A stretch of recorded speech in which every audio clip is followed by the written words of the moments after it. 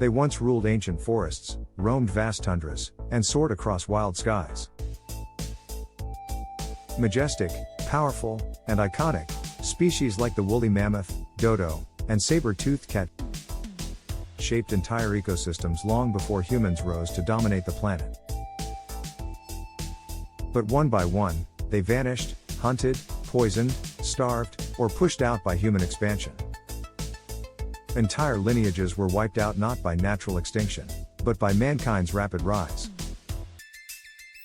For generations, extinction meant the end, permanent, irreversible, carved into the history of Earth. But now, in sterile laboratories and biotech labs across the world, something unthinkable is happening. Extinct species may no longer stay extinct. We are learning how to bring them back. This isn't a sci-fi movie. It's a movement happening in real time, led by top scientists, billionaires, and global institutions. The science is called extinction, and it's changing everything we thought we knew about life and death. It starts with the recovery of DNA, from frozen bones, mummified tissue, and museum samples. With gene editing tools like CRISPR, researchers can splice these fragments into the genome of a close relative. They can reconstruct ancient blueprints, correct mutations, and even fill in missing genetic gaps. And once the DNA is complete, it's inserted into an egg cell, implanted into a surrogate animal that carries and gives birth to a living hybrid. The result?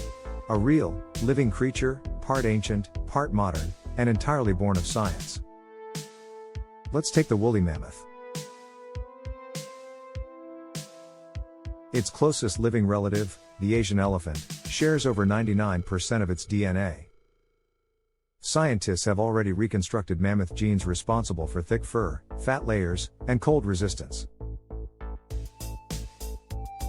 The goal? To reintroduce herds into the Arctic tundra.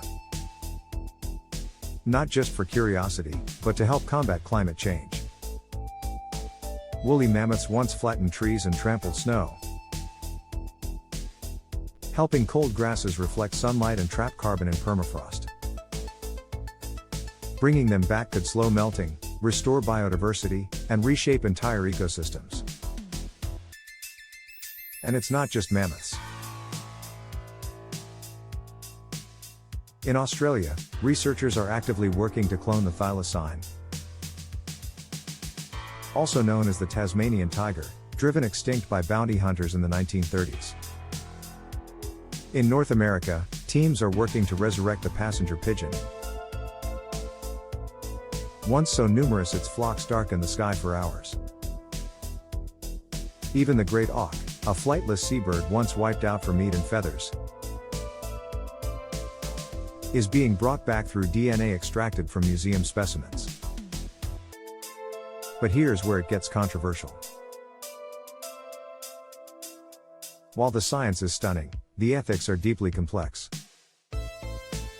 Why bring back extinct animals when so many living ones are still dying out? Rhinos are poached daily.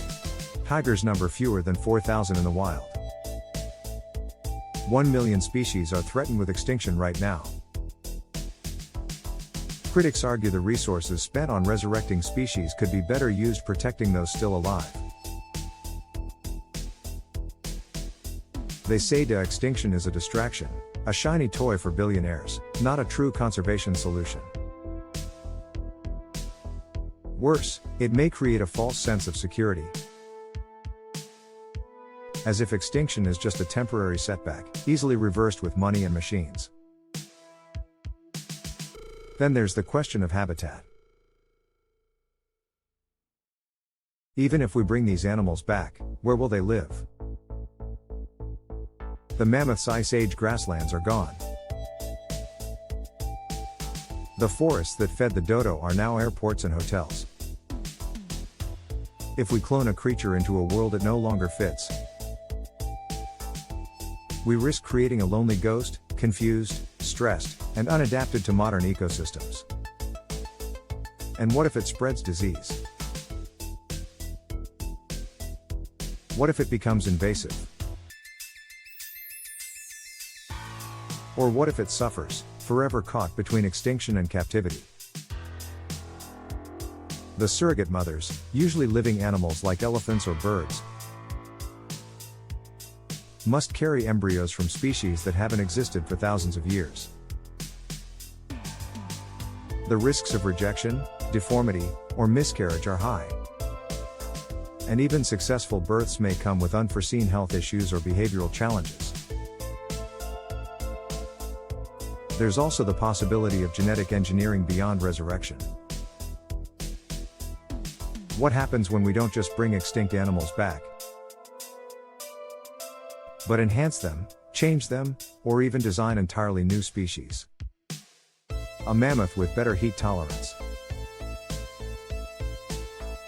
A saber-toothed cat resistant to modern disease. A hybrid dodo pigeon adapted for urban survival. Are these creatures a second chance, or something else entirely? Could extinction lead us into dangerous territory? Will corporations begin patenting DNA of extinct species? Will we create bioparks where people pay to hunt resurrected creatures? Will we breed hybrids for entertainment, for labor, or even for war? Because history tells us that when humans create something powerful, we often struggle to use it responsibly. Still, many argue this technology could be used for good. It could restore ecosystems disrupted by extinction.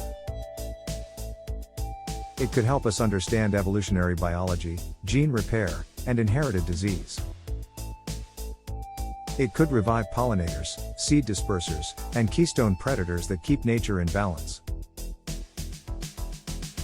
And in the face of a sixth mass extinction,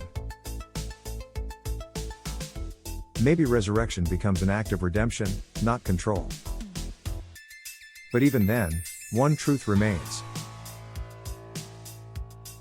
Extinct animals didn't just vanish because of bad luck.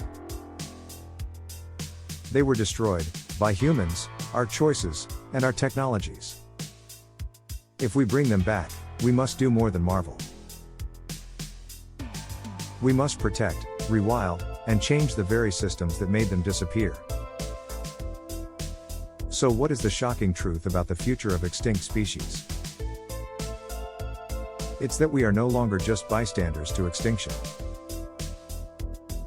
We're becoming the authors of resurrection. With that power comes a burden, to remember, to restore, and to respect. Because the future of extinct species is not just a scientific question. It's an ethical one, a planetary one, a human one. And the decision we make now will echo for millennia to come.